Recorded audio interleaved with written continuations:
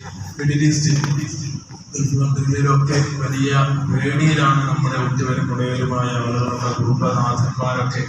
നമ്മുടെ കുടുംബത്തിന്റെ കാര്യങ്ങളൊക്കെ നോക്കാൻ വേണ്ടി, സാമ്പത്തികമായ കാര്യങ്ങളൊക്കെ നോക്കാൻ വേണ്ടി നമുക്ക് ഇറങ്ങി പുറപ്പെട്ട പ്രവാസികളൊക്കെ വളരെ പേടിയിലാണ്. എന്തായാലും അതും ഇന്നുമായിട്ട് മിസൈലുകളൊക്കെ വന്ന് വീഴുമ്പോൾ എപ്പോഴാണ് നമ്മുടെ തലക്ക് മുകളിൽ വരിക എന്നൊരു പേടി ധാരാളം ഉണ്ടാവില്ല. എല്ലാവിധ ആപത്ത്, പല മുസീബത്തുകളിൽ നിന്നും, അപകടങ്ങളിൽ നിന്നും, അപകട മരണങ്ങളിൽ നിന്നും, പെട്ടെന്നുണ്ടാകുന്ന മരണങ്ങളിൽ നിന്നൊക്കെ അവരെയും നമ്മെയും അതുപോലെ ലോക മുസ്ലിങ്ങളെ കാത്തുരക്ഷിക്കട്ടെ. നമുക്ക് പ്രത്യേകമായിട്ട് ദുആ ചെയ്യാം. എപ്പോഴും നമ്മളെ സ്വന്തമായി ദുആ ചെയ്യുമ്പോഴൊക്കെ ഈ ഒരു കാര്യം എല്ലാവരും ദുആ ചെയ്യുക. ഇന്ന് നമ്മുടെ ഉലമാക്കളൊക്കെ എല്ലാ ഫർദ് നിസ്കാരങ്ങളിലും ഖുനൂത്ത് ഓതാൻ വേണ്ടി പറഞ്ഞിട്ടുണ്ട്. അപ്പൊ ആ ഖുനൂത്തുമായി ബന്ധപ്പെട്ട ഒരു കാര്യം പറഞ്ഞുതരാം. അത് ഒരിക്കലും അബ്ആദു സുന്നത്തല്ല. അബ്ആദു സുന്നത്ത് എന്ന് പറഞ്ഞാൽ അറിയാലോ, ഫർദിന്റെ നേരെ തൊട്ട് താഴെ നിൽക്കുന്ന സുന്നത്താണ്. അത് വിട്ടുപോയാലാണ് നമ്മൾ സഹവിന്റെ സുജൂദ് സുന്നത്തുള്ളത്. എന്നാൽ ഈ ഖുനൂത്ത് അഥവാ ഈ ഇമാമ മറന്നുപോയാലോ ഉണർത്താനോ അല്ലെങ്കിൽ സഹവിന്റെ സുജൂദ് ചെയ്യാനോ ആവശ്യമില്ല. അതുകൊണ്ട് ആ ഒരു കാര്യം ഉണർത്തുകയാണ്. അതുപോലെ തന്നെ ഈ ഖുനൂത്തിൽ അത് ചെയ്യാം. അതിന് സ്വന്തം സ്കരിക്കാണെങ്കിലൊക്കെ നമുക്ക് മുന്നോട്ട് തോന്നാം.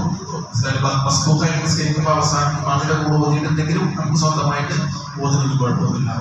അപ്പോ മനസ്സിലാക്കേണ്ട കാര്യം വെച്ചാൽ ഖുനൂത്തിന് പ്രത്യേകമായ കുറെ നീട്ടിപ്പരത്തി ദ്വാരക്കുക എന്നുള്ളതൊന്നും പ്രത്യേക സുന്നത്തില്ല.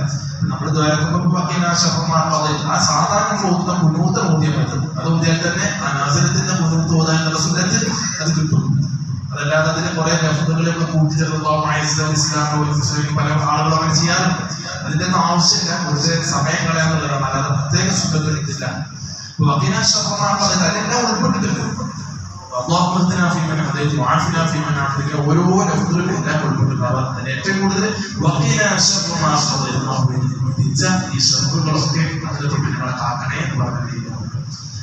നമ്മൾ ഇന്നലെ പറഞ്ഞു വെച്ചത്, ഇന്നലത്തെ തറാവീഹ് നമസ്കരിച്ച് നമ്മൾ വളരെ ശ്രദ്ധയോടെ ഇഖ്ലാസോടുകൂടെ നിർവഹിച്ചു കഴിഞ്ഞാൽ പിന്നീട് നമ്മൾ ആഖിറത്തിൽ ചെല്ലുന്ന സമയത്ത് നമ്മുടെയൊക്കെ മുഖം വെട്ടിത്തിളങ്ങുന്ന രീതിയിൽ ഖിയാമത്ത് നാളിൽ അല്ലാഹു ലഭിച്ചു കൂടുമ്പോൾ അങ്ങനെ ആ ഒരു രൂപത്തിൽ കാണാൻ കഴിയും.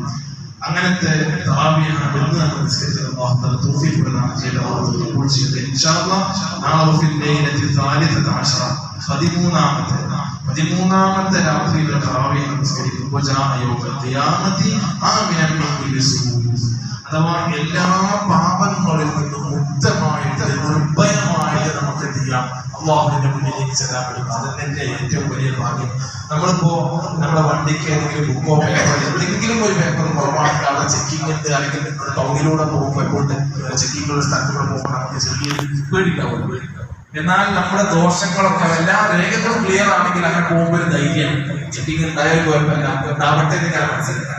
ഓരോ മുന്നിലൊന്ന് കഴിഞ്ഞ് കാണിച്ചു കൊടുക്കാൻ നമ്മുടെ രേഖകൾ ഇങ്ങനെ അതിനതുപോലെയായിരുന്നു ഖിയാമത്ത് നാളിൽ നമ്മുടെ എല്ലാവിധ ദോഷങ്ങളിൽ നിന്ന് മുക്തമായിട്ട് അല്ലാഹുവിന്റെ മുന്നിലേക്ക് വെട്ടിത്തിളങ്ങുന്ന മുഖവുമായിട്ട് ദോഷങ്ങളൊന്നും ഇല്ലാതെ ചെല്ലാനും പറ്റും. അവസാനത്തെ തറാവീഹ് നിസ്കരിച്ചാൽ ഈ ഒരു അവസ്ഥയും അൽഹംദുലില്ലാഹ് കുറെ ആളുകൾ തറാവീഹ് പല പള്ളിയിലും ഒരുപാട് കുറഞ്ഞിട്ടുണ്ട്. പക്ഷെ ഇവിടെ അതിന് മാത്രം കുറവൊന്നും ഉണ്ടായിട്ടില്ല. ഇപ്പൊ വീട്ടിൽ പലരും പറയുന്നില്ല. നമ്മുടെ പറഞ്ഞല്ലോ, മാസത്തില് 2 ദിവസം നമ്മൾ മൗലിദ് റമദാൻ മാസമാണെന്ന് വിചാരിച്ചിട്ട് ഒഴിവാക്കാൻ പറ്റില്ല. കുറെ ആളുകളൊന്നും കൂടുതലെങ്കിലും ഇപ്പോഴും ഇവിടെ സ്ഥിരമായിട്ട് പതിവാണ്. എല്ലാ മാസം നമ്മൾ വരും. ഇതൊക്കെ തന്നെയായിട്ട് ഒരുപക്ഷെ നമ്മുടെ നാടിന്റെ ഒരു ബർക്കത്തും ഒരു ഇസ്സത്തും അല്ലാഹു തആല അതിനുള്ള തൗഫീഖ് നമുക്ക് ചെയ്യട്ടെ. കൂടുതലായിട്ട് പറയുന്നത് ഒരു ഹദീസ് പറയണമെന്ന് വിചാരിച്ചാൽ പറയണമെങ്കിൽ 5 മിനിറ്റ് എത്തായാലോ ഇൻഷാ അല്ലാഹ്. الحمد لله رب العالمين. السلام عليكم ورحمة الله.